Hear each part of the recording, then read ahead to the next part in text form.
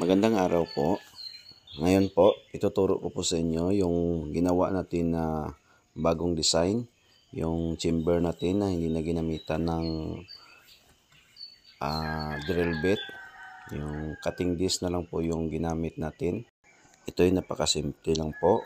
Hindi na tayo mahirapan magbutas. Kasi kung drill bit gamitin natin, di ba minsan napuputol. Madali lang po ito. Cutting na lang po natin. Bigay ko lang sa inyo yung sukat niya para malaman nyo.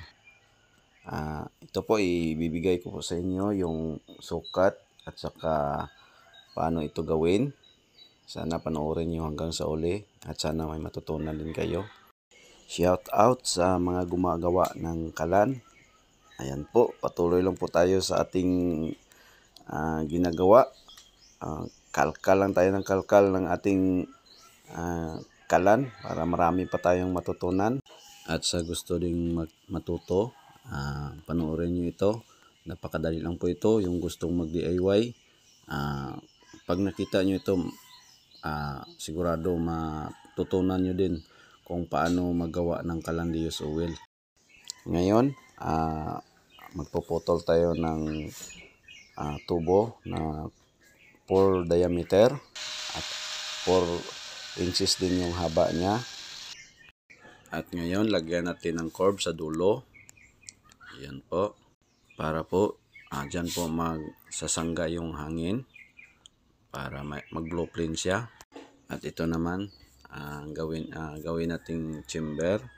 Bali yung diameter niya, 3 cm. At takpan lang po natin sa taas niya bago natin hiwaan. At ito, nabutasan na natin ng sander o cutting disc. Cutting disc lang po yung binutas natin. Ayan po. Bali, ang haba nito, 1 inches ang ibutas natin, no? I-cutting natin ng disc. Yan, apat na piraso ang ibutas natin, magkabilaan. Yan, parang i-cross lang natin yung kanyang butas. 4 na piraso, magkabilaan po yan. Ayan po. At ang haba niya galing flooring, 1.5 inches po. Ayan, yan lang po yung haba niya. Ayan po, 1.5 inches yung galing sa flooring natin. At ito, 45 lang natin. Depende na lang po sa inyo ang sukat kung anong gusto nyong haba. Pagkatapos, sunod, lagyan na natin ng flooring. Ayan po, ayan, nalagyan natin ng flooring.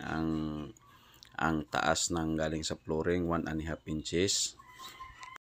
At sunod, ilagay natin yung tubo. I-weld na natin yung tubo. Ayan po, na-weld na po natin yung tubo. Ayan, at tapos ititesting na natin. Ayan po, para bago natin siya lagyan ng bahay o patungan ng kaldero, titesting muna natin yung apoy niya. Yung oil pala na ginamit ko, oil po yan ng sasakyan, truck po, diesel. Hiningin natin sa kaibigan natin. Ngayon, lagyan natin ng gasolina. Ayan, para panglinang natin na hindi na kailangan maglagay ng tissue or papel. Shout out pala kay Kuya RS. Siya po ang nakita natin, no, na gumawa ng ganyan. Yung gasolina lang ang ginamit pang apoy para hindi na mahirapan magpaapoy. Ayan. At tapos control lang po natin yung ilagay natin, no. Isang takip lang po ng Coke. Ayan po, or Pepsi. At napakaganda ng gawa nyo, Kuya RS. Ayan. May natutunan tayo sa kanya. At ito, sindihan na natin.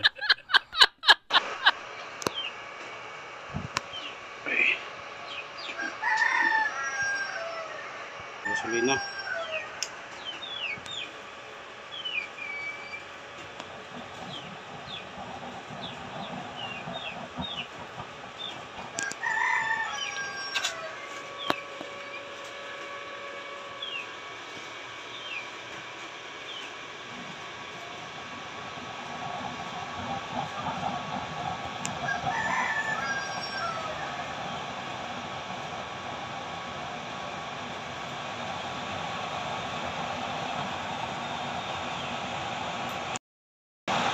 Dali lang pala mag-apoy kung kuwan. May gasolina, no? Hindi mo na kailangan ng papel.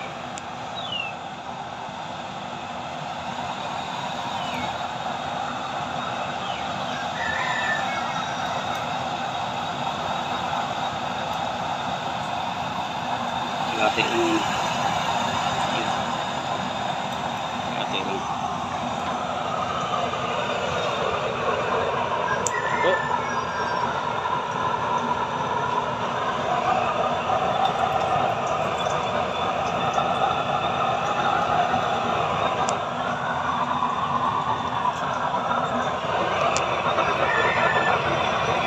Saan natin ang lower bay? Ayan, ang report. Ganda.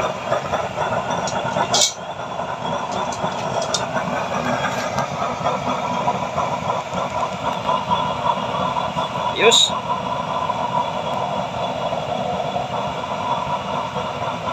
Ganyan. Dito na natin ang oil. Oil. Yan.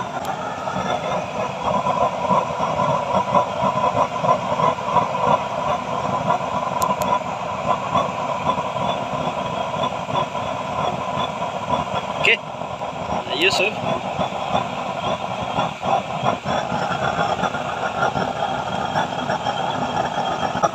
Oh, dandaan lang. Hinaan natin. Patay man. Ayan na. Dandaan lang. Okay, no? Number 3.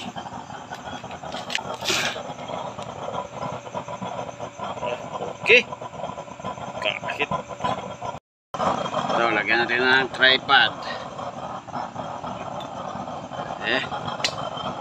Yan natin kung anong kanya. Okay, oh.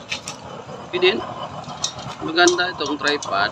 Ilagyan ng tripod kapag nagsasaing para hindi po siya hindi po diretso yung apoy sa puwit, no? Ayan po, magbo-blueprint din siya. Okay, ayos na to. Kay boss, kay Migoy friend, servo ito. Kanya itong order. Lagyan natin ng bahayan ito. Tunga ng kaldero. At yan po. Sana may natutunan kayo sa ating tutorial.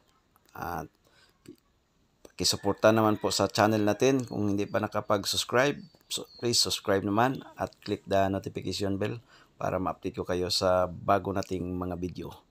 Maraming salamat po. God bless.